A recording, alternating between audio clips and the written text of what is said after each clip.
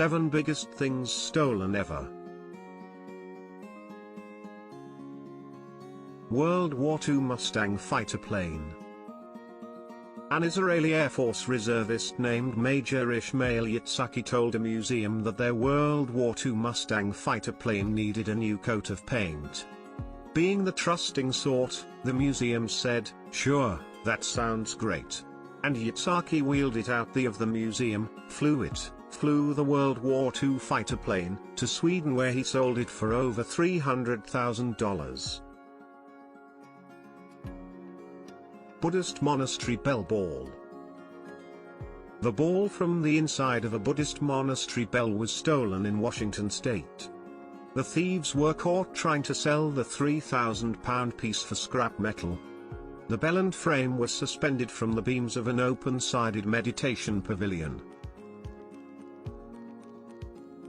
M60 tank.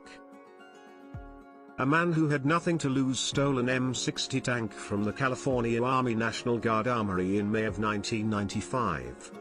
He ran over everything he could at the tank's max speed of 30 miles per hour for 23 minutes until the police surrounded him, and sadly he was shot. A top speed of 30 miles per hour meant that the police chase was a slow one.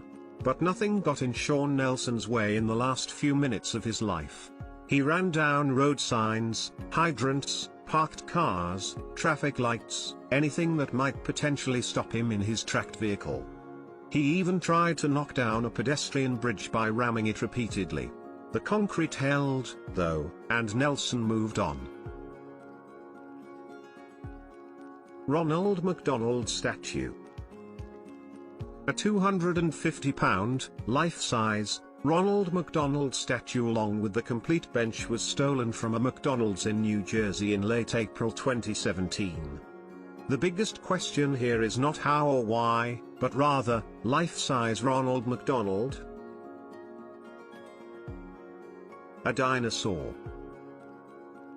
The ordeal began when a man from Florida named Eric Procopi brought the fossilized skeleton of a Tyrannosaurus bata, which is a relative of the T-Rex, from Mongolia to the UK, and then to the US. Procopi auctioned off the dinosaur bones for over $1 million.